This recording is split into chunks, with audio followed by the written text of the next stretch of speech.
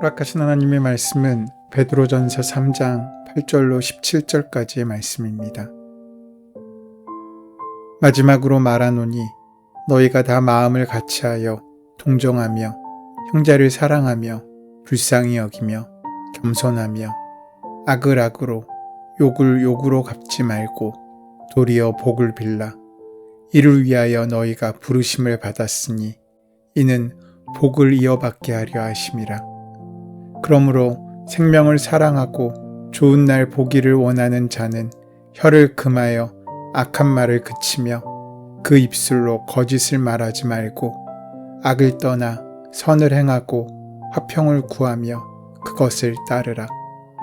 주의 눈은 의인을 향하시고 그의 귀는 의인의 간구에 기울이시되 주의 얼굴은 악행하는 자들을 대하시느니라 하였느니라. 또 너희가 열심으로 선을 행하면 누가 너희를 해하리요. 그러나 의를 위하여 고난을 받으면 복 있는 자니 그들이 두려워하는 것을 두려워하지 말며 근심하지 말고 너희 마음에 그리스도를 주로 삼아 거룩하게 하고 너희 속에 있는 소망에 관한 이유를 묻는 자에게는 대답할 것을 항상 준비하되 온유와 두려움으로 하고 선한 양심을 가지라. 이는 그리스도 안에 있는 너희의 선행을 욕하는 자들로 그 비방하는 일에 부끄러움을 당하게 하려 함이라. 선을 행함으로 고난받는 것이 하나님의 뜻일진데 악을 행함으로 고난받는 것보다 나으니라. 베드로전서는 박해받고 있던 그리스도인들에게 쓴 편지입니다. 오늘 본문은 그리스도인들이 그들 사이에서 서로 어떻게 행해야 할지 뿐만 아니라 그들에 대한 세상의 적대감과 박해에 어떻게 대응해야 할지를 보여주고 있습니다. 베드로는 폭력과 증오와 질시가 판을 치는 세상에 살고 있는 성도들에게 세상적인 반응과는 다른 삶을 선택해야 한다고 말하고 있습니다. 8절에서 9절까지가 성도들이 택해야 할 다른 삶의 내용입니다. 베드로는 먼저 8절에서 말씀하시기를 너희가 다 마음을 같이하여 동정하며 형제를 사랑하며 불쌍히 여기며 겸손하라고 합니다. 베드로는 먼저 한 마음을 품으라고 말하고 있습니다. 한 마음이 된다고는 것은 이견이 없다는 말이 아닙니다. 같은 소리를 가지고 있다는 것만을 의미하지 않습니다.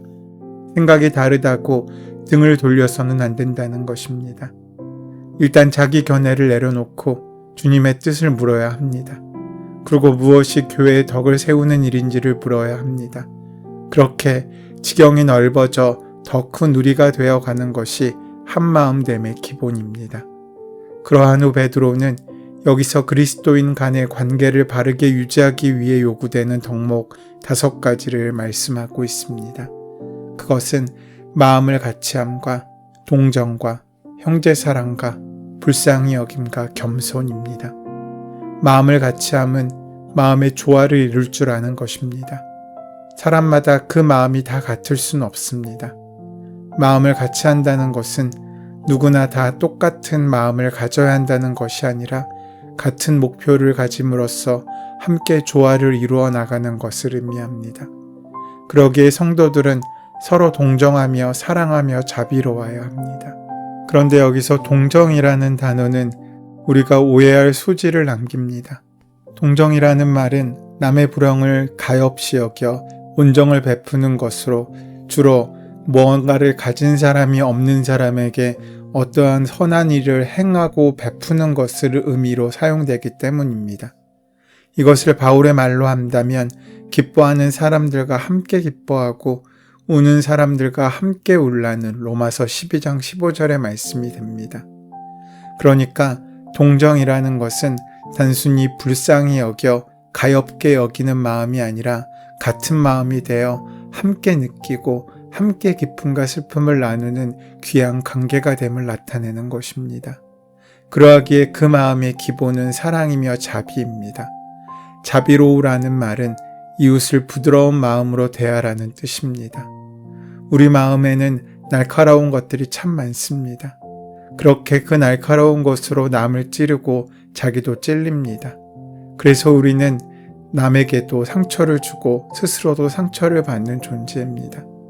하지만 마음이 따뜻한 사람, 온유한 사람, 그리고 그 마음이 부드러운 사람들은 함께 어울려 얼싸 안을 수 있는 품이 될 수 있는 사람들입니다. 그들이 있음으로 말미암아 그 자체로 세상을 치유하는 사람들입니다. 베드로 사도는 성도들이 하나님의 백성뿐만 아니라 적대자들까지도 사랑으로 대해야 한다고 말씀해 주고 있는 것입니다. 그래서 악을 악으로 갚거나 모욕을 모욕으로 갚지 말고 복을 빌어 주십시오 라고 말씀합니다. 이 메시지는 너희 원수를 사랑하고 너희를 박해하는 사람을 위해 기도하라고 하신 예수님의 명령과 일치합니다. 그것은 분명 쉽지 않은 일이지만 그것만이 폭력의 고리를 끊을 수 있는 유일한 길입니다. 물론 그럴 수 있기 위해서는 모욕하는 사람들, 폭력을 사용하는 사람들보다 더 큰 사랑을 품을 수 있어야 합니다. 험한 산을 넘기 전에 마음을 산보다 높게 만들었다는 말이 있습니다. 베드로는 우리가 그런 이들을 위해 복을 빌어주는 것이야말로 진정 복된 삶의 비결이라고 말합니다. 우리는 하나님의 나라라는 공동의 목표를 가지고 조화로운 삶을 살려고 힘써야 하는 것입니다. 동정은 다른 사람들의 입장에 서서 그를 이해하며 그에게 필요한 것을 채워주려고 할 줄 아는 것입니다. 형제사랑은 모든 사람을 사랑하되 자기의 형제나 자매를 사랑하듯이 하는 것입니다. 불쌍히 여김은 부드러운 마음으로 그를 품어주는 것을 의미합니다. 즉, 남의 어려운 사정을 섬세하게 이해할 줄 알며 돌볼 줄 알아가는 것입니다. 겸손은 진심으로 남을 칭찬할 줄 알고 남의 성공을 함께 기뻐할 줄 아는 것입니다. 모든 사람이 서로서로 이러한 마음가짐을 갖는다면 인간관계는 어긋날 일이 없을 것입니다. 그런 사람들을 위해서라면 누구나 아낌없이 무한정 곡을 빌고 싶을 것입니다. 그런데 세상에는 그런 사람들만 있는 것이 아닙니다. 심지어 교회 안에도 믿지 않는 사람들 가운데 그렇지 않은 사람들이 훨씬 더 많이 존재합니다. 그런 사람들에게는 복을 빌어주고 싶은 마음이 생기지 않는 것이 어떻게 보면 당연한 일처럼 여겨집니다. 그런데 사도 베드로는 바로 여기서 그리스도인들이 세상과는 달라야 한다고 말씀하고 있습니다. 본문 9절 말씀에 악을 악으로 욕을 욕으로 갚지 말고 도리어 복을 빌라. 이를 위하여 너희가 부르심을 받았으니 이는 복을 이어받게 하려 하심이라 라고 말씀합니다. 복을 이어받았다는 말은 복을 유업으로 받는다. 즉 하나님 나라에서 영원히 복을 누린다는 의미입니다. 다시 말하면 악을 악으로 욕을 욕으로 갚는 것은 세상 사람들이 흔히 하는 일이겠지만 하나님 나라에서 영원한 복을 누릴 백성은 세상에서 자기에게 악을 행하고 욕을 하는 사람들에게 도리어 복을 비는 것이 하나님의 뜻이라고 말씀하는 것입니다. 본문 10절에서 11절에서 권면하는 대로 언행을 선하게 하고 화평을 추구하며 화평을 유지하려고 힘쓰는 것이 하나님의 뜻입니다. 너희가 열심으로 선을 행하면 누가 너희를 해하겠는가? 라고 말씀하신 것은 우리가 정말 열심히 선을 행하기만 하면 우리가 두려워할 일이 아무것도 없다는 말이기도 하고 세상으로부터 공격을 받지 않기 위해서는 먼저 우리가 세상의 선으로 맞서야 할 것을 권면하는 말이기도 합니다.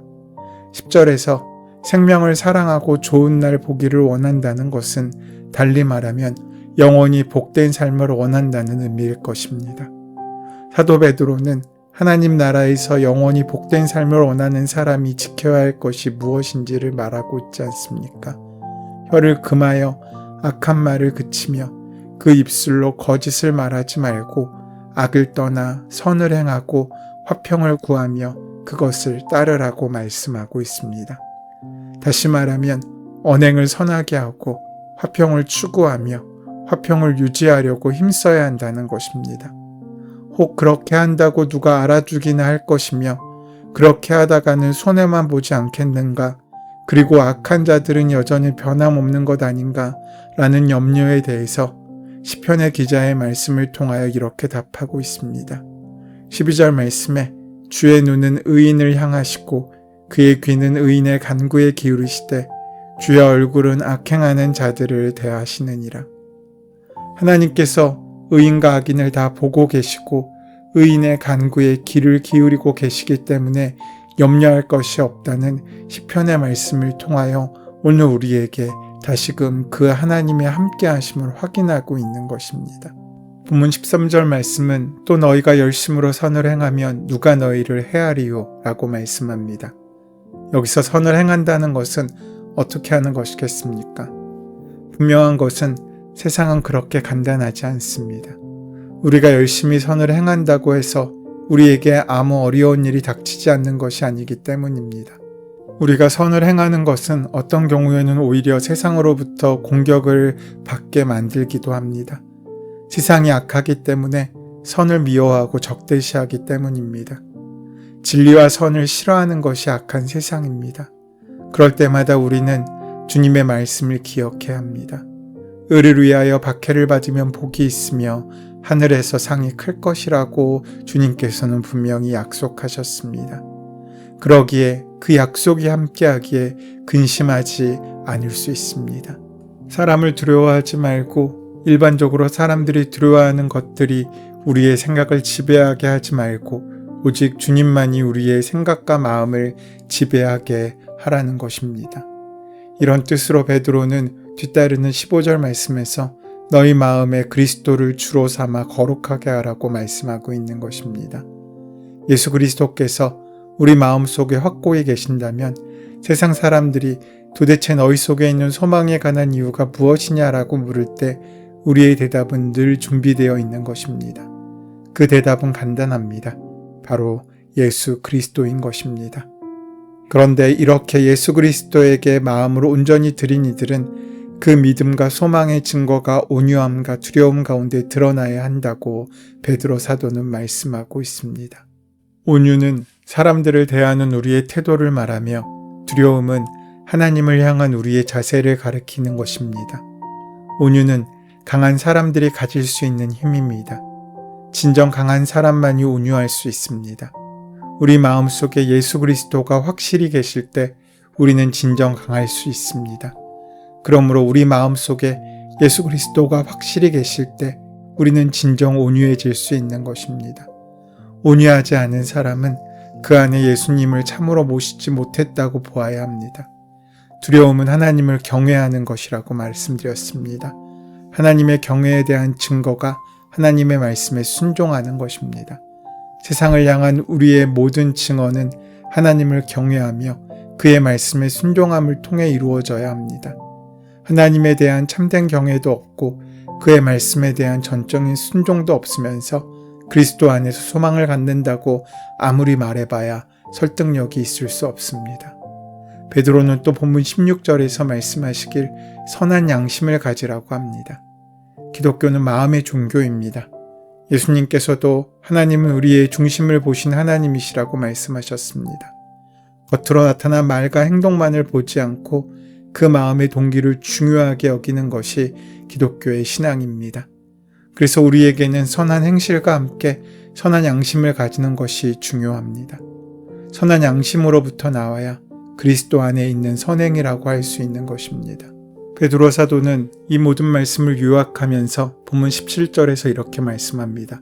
선을 행함으로 고난받는 것이 하나님의 뜻일진데 악을 행함으로 고난받는 것보다 나으니라. 우리가 악을 행함으로 고난받는 것은 사실 당연한 것입니다. 하지만 선을 행함으로 고난받는 것은 결코 당연한 일일 수 없습니다. 그래서는 안 되고 그것은 하나님의 뜻과 의지도 아닙니다. 선을 행함으로 고난받는 것은 악한 세상에 수나 있는 일입니다. 그것은 하나님께서 원하시는 것이 결코 아닙니다. 그러나 하나님께서는 때로 다른 뜻과 더 큰 선한 계획이 있으셔서 우리에게 선을 행함으로 고난받는 것을 일시적으로 내버려 주실 때가 있습니다. 그때 우리는 하나님의 뜻에 순종하며 살아갈 수 있어야 합니다. 결코 억울해하거나 낙심하여 주저앉지 말아야 합니다. 믿음으로 걸어가게 될 때 우리는 광야를 지나 아버지의 집에 이르는 참된 기쁨을 만나고 누리게 될 것입니다. 그 은혜를 함께 누리시는 저와 여러분 되시기를 소원하고 축원합니다. 은혜의 주님, 이 땅에서 보이신 예수님의 모습을 기억하며 하나님의 뜻을 따른 고난을 감내하고 결국에 좋은 날을 보고 이르는 귀한 삶을 살아가는 우리가 될 수 있도록 인도하시고 함께하여 주시옵소서. 예수님의 이름으로 기도드립니다. 아멘. 이제 오늘 이 아침 우리에게 허락하신 오늘 본문의 말씀이 오늘 나에게 주시는 하나님의 말씀으로 만나지기 위하여 본문의 말씀을 깊이 묵상하시고 함께 기도하는 시간 가지도록 하겠습니다. 함께 기도합니다.